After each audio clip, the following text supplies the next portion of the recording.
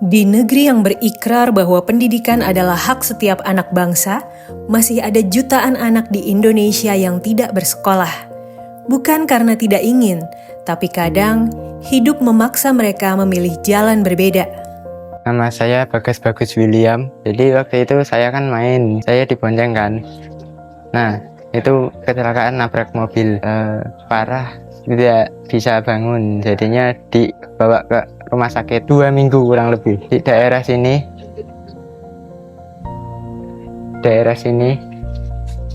sama daerah sini karena waktu 1 tahun sebelum itu kan parah, nggak bisa berdiri ya, jadi hanya bangun, makan, main HP terus tidur. Perkenalkan, nama saya Vira Oktaviana Lestari. Sekarang saya terdaftar di PJJ SMA Negeri 1 Kemusu. Ya, saya dulu sekolah di SMA Negeri 5 Purwokerto.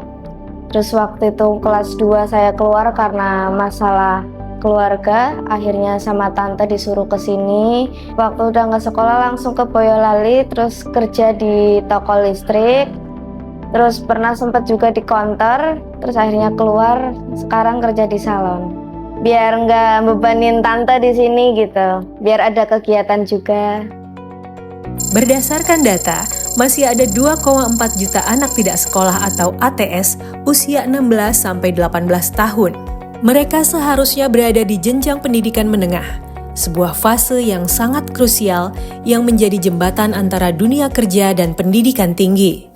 Sempat bingung juga, kan waktu itu nggak bisa berjalan, nanti sekolahnya gimana. Ya kebetulan saya kan ngajar, Bu, jadi ya kalau ngelihat anak-anak bisa sekolah terus kayak gitu, rasanya sedih gitu, kan anak saya belum bisa ngikutin sekolah kayak teman-temannya.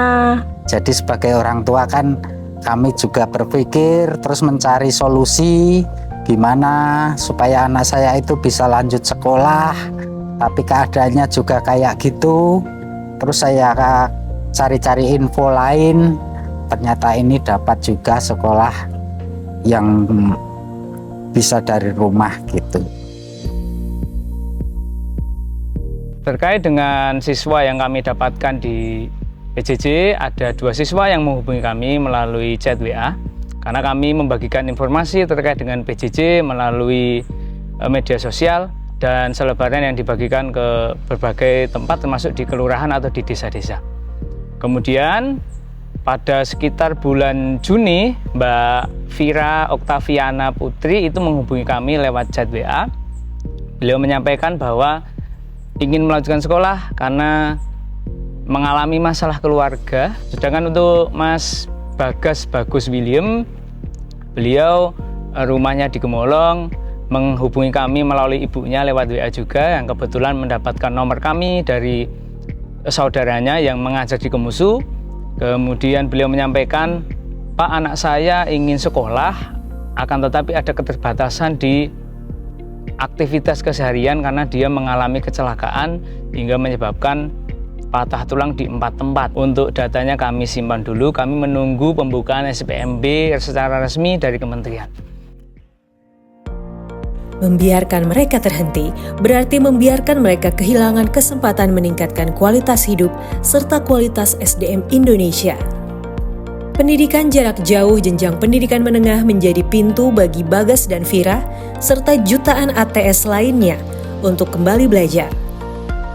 Sebab di balik sebuah nama ATS, ada anak yang memiliki cita-cita, ada potensi yang menunggu dikembangkan, serta ada doa orang tua yang berharap masa depan terbaik untuk sang putra.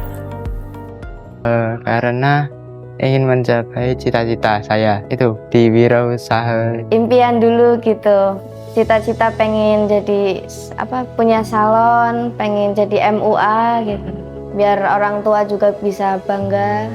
Untuk anak-anak yang mengikuti PJJ ini, harapan kami adalah selesai tuntas sampai 3 tahun, bisa mendapatkan ijazah yang nantinya mungkin nanti akan bekerja atau melanjutkan kuliah di perguruan tinggi.